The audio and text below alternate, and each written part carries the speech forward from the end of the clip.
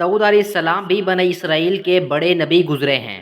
آپ کا ذکر قرآن پاک میں کئی جگہ آیا ہے۔ سورۃ صاد میں خصوصیت سے نہایت تفصیل سے ملتا ہے۔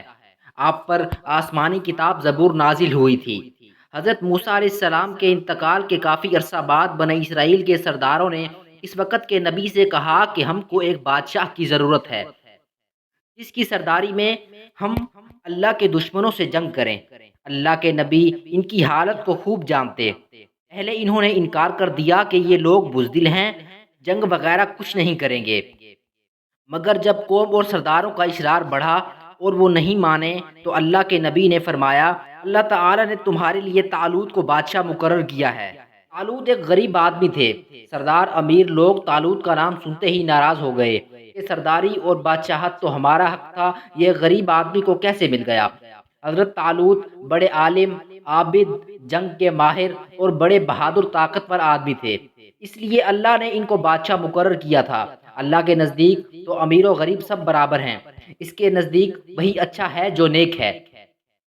لوگوں کو تسلی کے لیے اس وقت کے نبی نے یہ فرمایا تھا کہ حضرت طالوت کو بادشاہ بنانے کی ایک نشانی یہ بھی ہے کہ 3 صندوق میں حضرت موسیٰ علیہ السلام اور ہارون علیہ السلام کی یادگار ہے، اسے فرشتے اٹھا کر تمہارے پاس لے آئیں گے۔ چنانچہ فرشتے وہ صندوق ان کی قوم کے پاس لے آئے۔ آخر انہوں نے حضرت طالوت کو بادشاہ بنا لیا۔ آخر جب طالوت اپنی فوج لے کر روانہ ہونے لگے تو انہوں نے اپنی قوم کی ایک آزمائش کی کہ اگر کوئی مصیبت آئی تو یہ لوگ اس کا مقابلہ کریں گے یا بھاگ جائیں گے۔ انہوں نے کہا کہ آگے چل کر پانی کی ایک نہر آئے گی، جس نے اس کا پانی پی لیا اس کو مجھ سے کوئی تعلق نہیں ہوگا۔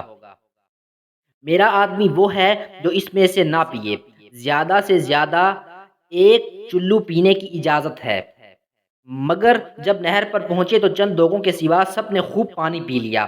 جب نہر کے پار اتر گئے تو کہنے لگے، ہم اپنے دشمن جالوت سے لڑنے کی طاقت نہیں رکھتے۔ ان میں وہ لوگ جو ایماندار تھے اور جنہوں نے صرف 1 گھونٹ پانی پیا تھا وہ پکار اٹھے کہ اکثر ایسا ہوتا ہے کہ اللہ کے حکم سے تھوڑی سی جماعت بڑی جماعت پر غالب آ جاتی ہے۔ اللہ ہمیشہ صبر کرنے والوں کا ساتھ دیتا ہے۔ جب یہ لوگ جالوت کے لشکر کے سامنے آئے تو دعا کی کہ اے ہمارے رب، ہمیں اپنے پاس سے صبر عطا کر کے مر مٹیں، مگر دشمن سے ڈر کر پیچھے نہ ہٹیں، ہمارے پاؤں جمائے رکھ اور ہمیں فتح دے۔ پھر اللہ کے حکم سے انہوں نے دشمن کو شکست دی۔ حضرت طالوت علیہ السلام کے بعد حضرت داؤد علیہ السلام کو اللہ نے حکومت عطا کی، اور حکومت بھی ایسی عطا کی کہ انسانوں کے ساتھ پہاڑوں اور پرندوں کو بھی ان کا فرما بردار کر دیا، ان کو دانائی اور مقدموں کے فیصلے کرنے کی لیاقت بخشی۔ پھر بھی وہ اللہ کی عبادت ہر وقت کرتے رہے۔ اللہ نے ان کو حکم دیا تھا کہ پوری زرہیں بنائیں، کڑیوں کے جوڑنے میں مناسب انداز کا خیال رکھیں اور اپنی زندگی نیک کاموں پر خرچ کریں۔ ایک دفعہ اللہ تعالی نے ان کا امتحان لیا، اس طرح کہ 2 آدمی دیوار پھاند کر ان کے مکان میں گھس آئے جس میں وہ عبادت کرتے تھے۔ آپ نے انہیں دیکھا تو گھبرا گئے۔ انہوں نے کہا کہ آپ گھبرائیں نہیں، ہم اپنا جھگڑا لے کر آئے ہیں۔ میرے اس بھائی کے پاس 99 دمبیاں ہیں اور میرے پاس صرف 1 ہے، اب یہ 1 دمبی کو بھی لینا چاہتا ہے، آپ انصاف کے ساتھ فیصلہ کریں۔ آپ نے فرمایا کہ جو تم سے دمبی مانگ رہا ہے اس میں یہ زیادتی پر ہے، اور اکثر شریک ایک دوسرے پر زیادتی کرتے ہیں۔ البتہ جو لوگ اللہ پر ایمان رکھتے ہیں اور نیک کام کرتے ہیں وہ اس زیادتی سے بچ جاتے ہیں، مگر ایسے شریک بہت کم ہوتے ہیں۔